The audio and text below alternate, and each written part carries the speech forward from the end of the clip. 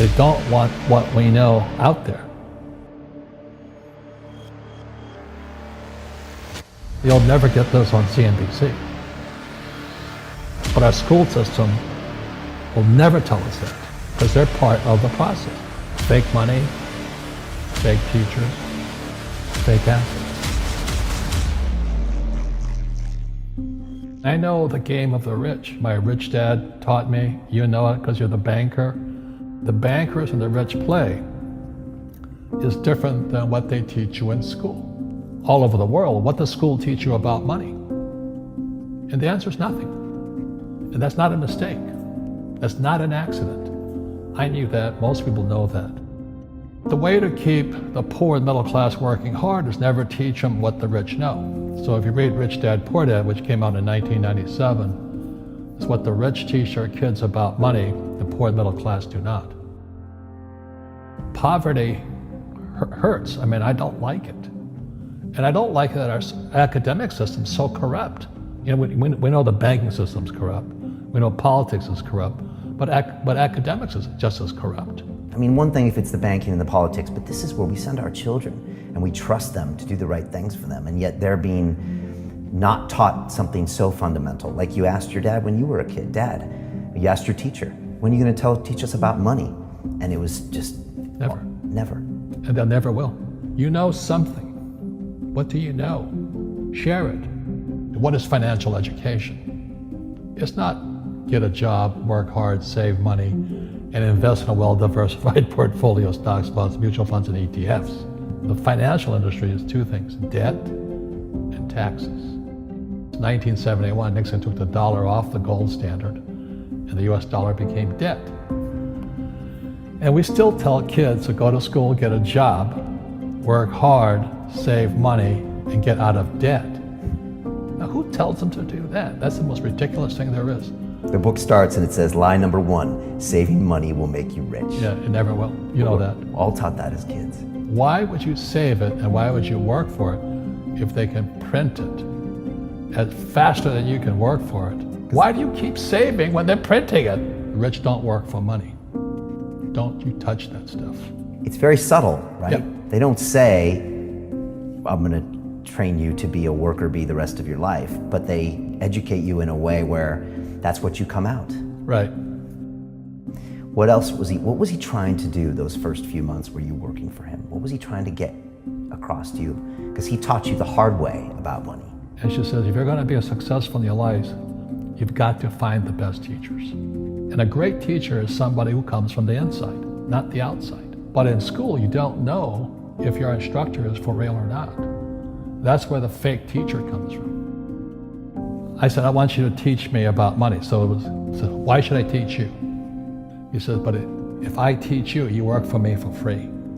And I said, why for free? And my poor dad went nuts. He says, because if I pay you, you think like an employee. Your brain will change. If you learn never to work for money, you'll be a rich man. And this is powerful. Once you give someone a paycheck, their brain turns off. Correct. Because it's... And then the promise of a pension. Right. And job security. Which is kind of a paycheck in disguise. Correct. After you stop working. Give the man a fish, eats for the day, teach him to fish, eats for a lifetime. And most poor people confuse assets for liabilities. They think their home is an asset, it's actually a liability. Right. An asset is a noun, like a house. Cash flow is a verb. So to understand if it's an asset or liability, it takes a noun plus verb. So if the cash is flowing out of your pocket, it's a liability. If the cash is flowing into your pocket, asset, verb, it's an asset. So I own 7,000 rental properties. Those are assets. Every month, the cash flows in. Whereas many people have the big house on the hill and the cash is flowing out. Right. And they're going broke. Right, it's like a frame of mind. The other thing the poor don't understand is the number one expense for most people is taxes.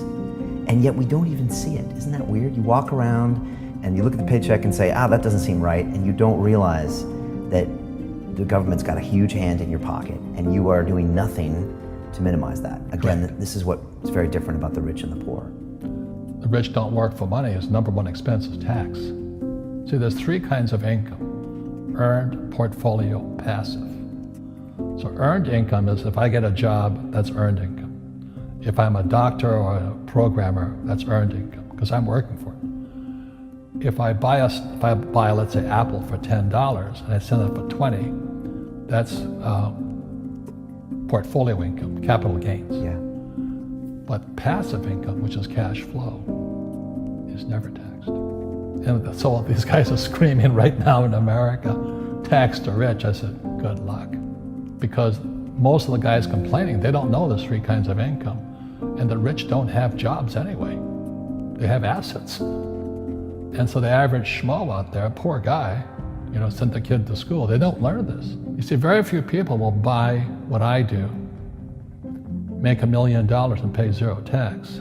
And my rich dad taught me that playing Monopoly. That's how it started. 4 greenhouses, 1 red hotel. Or the McDonald's formula. I write about it here. McDonald's, Ray Kroc. Yeah. McDonald's is in the real estate business. So they sell hamburgers, but they buy real estate, so they pay no taxes. This guy Bezos, he's $16 billion.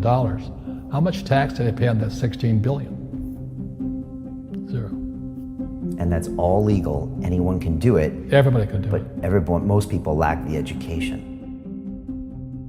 So once you learn how to use debt as money, you can never say, I can't afford it. You see, because the banks will give you, so the banks, after the crash of 2008, the banks gave me $300 million tax-free. When I asked the average guy, I said, why don't you use debt? They can't even get a loan. Because their scores, their FICO scores, I don't even have them here, are so bad. The school teachers will never tell you that because they don't know it. My poor dad never knew that. You don't know if something is an asset or a liability until you can see which way the cash flows. So a house, is it an asset or liability? Well, if it's taking money from your pocket, it's liability. If it's putting money in your pocket, it's an asset. The US government wants me to provide housing, wants me to provide jobs, wants me to borrow money because that's how money is created through debt. I get huge tax breaks. Everybody can do the same thing if they had the financial education to do it. If people understood the tax code, we'd be more prosperous. But can poverty be passed through genetically? Yes. Because it's some type of way of thinking. It's an attitude. An attitude. It's very simple. When people ask me, how do I stop it? I just say, never say, I can't afford it. Ask yourself, how can I? The reason I have so much money is because I don't say I can't do it. I just go, how can I do it? And I just go and do it. I make a lot of mistakes, but that's how I learn. How can I? The poor people, like my poor dad, always said I can't afford it. Do you think I'm made of money? I'm a school teacher. I can't do that. And I picked that up. And my rich dad never said those words. So when I meet poor people, they use the words I can't a lot. So the people that say I can't afford it, I can't do this, I can't get to college, the rich are evil, I choose not to participate in that. And that's one thing people could change today. Correct. Right now is that dialogue in their head. Stop saying the word can't. I can't. Right. So how can I? How can I? Especially as in, I can't afford it. How can I afford that? Right. Because that opens them up to looking at it as an investment to a greater future. Right. When I borrowed $300 million, I couldn't do it until I went to ask. And I got turned down so many times. I said, and every time I showed the banker my financials and he'd go, sorry. I said, look, do me a favor. Why did you turn me down? And he'd tell me, this is out, the numbers are out here. So if I get these numbers fixed, can I come see you again? He goes, sure. So it's called rejection. Same as my wife rejected me for 6 months. It's just a matter of personal willpower, which is spiritual. Just saying, if they can do it, I can do it. And how can I? How can I? And I think it's you once said, words become flesh. Yep. That was the Bible too. Intelligence increases through your mistakes, through the ups and downs, through what you learned. Real estate's real estate, but what I learned made me richer, not the money. You don't need money to make money. I think all of us, every human being has that low point in their life. And if they get the message, a new life begins. If they don't get the message, they keep going down. The richer I got was because I didn't need any money. I could use this to make money. But how did I get there? Is I made a lot of mistakes. people are afraid of making mistakes and all this, fear of failing, it limits them. Nice, so very nice. So many people trapped in the same device.